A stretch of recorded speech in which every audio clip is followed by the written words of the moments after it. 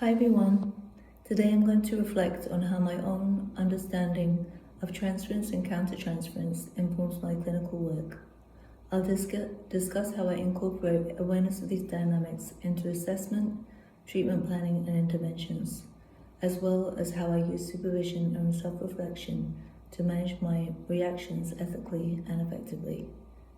Transference refers to the client projecting past relational patterns, feelings, and expectations onto the clinician, while countertransference involves my own emotional responses to the client, which can be shaped by both the client's material and my own lived experiences.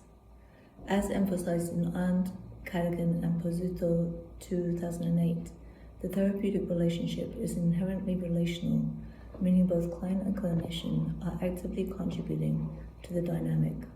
This perspective helps me view transference and countertransference not as problems but as meaningful clinical data.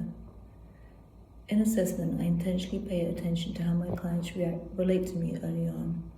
For example, I look for patterns such as idealization, mistrust, or testing behaviors which may reflect past attachment experiences. At the same time, I monitor my internal reactions, such as feeling overly protective, frustrated, or anxious, because these may signal countertransference.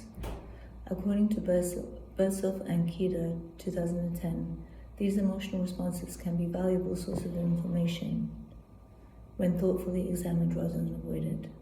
I also consider identity factors such as race, culture, and power differences, as highlighted by Yedidia 2005.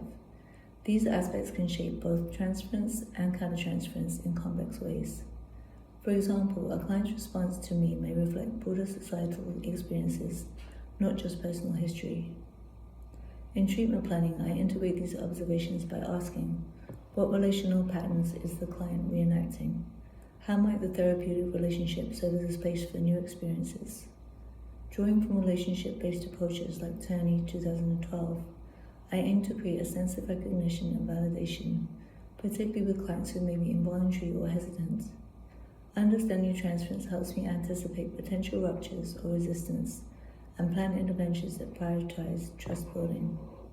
I also remain mindful of my own emotional tendencies. For example, if I notice a desire to rescue a client, I recognize that acting on that could interfere with promoting autonomy. Instead, I use that awareness to maintain appropriate boundaries and support client empowerment. During interventions, I use the therapeutic relationship itself as part of the work. This includes generally exploring patterns as they emerge in the here and now. For example, if a client begins to expect rejection from me, I may reflect that pattern in a supportive way to help them gain insight. This aligns with Shames 2012, who emphasizes the idea of mutual transformation, where both client and therapist are impacted through the relational process. At the same time, I draw on the use of self framework described by McLaren 2008 and Bliss 2012, being authentic, emotionally attuned, and intentional in my responses. I balance empathy with clinical boundaries, ensuring that my reactions serve the client's goals. Self-reflection is essential in helping me differentiate between what belongs to the client and what belongs to me. Roisin 2015 highlights that ongoing self-awareness and individuation are critical for ethical and effective practice. I regularly reflect on questions such as, what am I feeling in this interaction? How might my personal experiences be influencing my response? Supervision is also a key support. It provides a space to process emotional reactions, identify blind spots, and ensure that my responses remain clinically appropriate. Additionally, I remain mindful of compassion fatigue. As discussed by Bertzoff and Kida 2010, I actively engage in self-care and boundaries to maintain my capacity for empathy without becoming overwhelmed. Through this learning, I've come to understand that my emotional responses are not something to eliminate, but something to understand and use thoughtfully. Being aware of my own identity, experiences, and triggers allows me to engage more authentically while maintaining professionalism. It also helps me remain grounded when working with complex or emotionally intense cases. Ultimately, this awareness deepens the therapeutic alliance and supports more meaningful transformative work. In summary, countertransference and transference essential to clinical practice.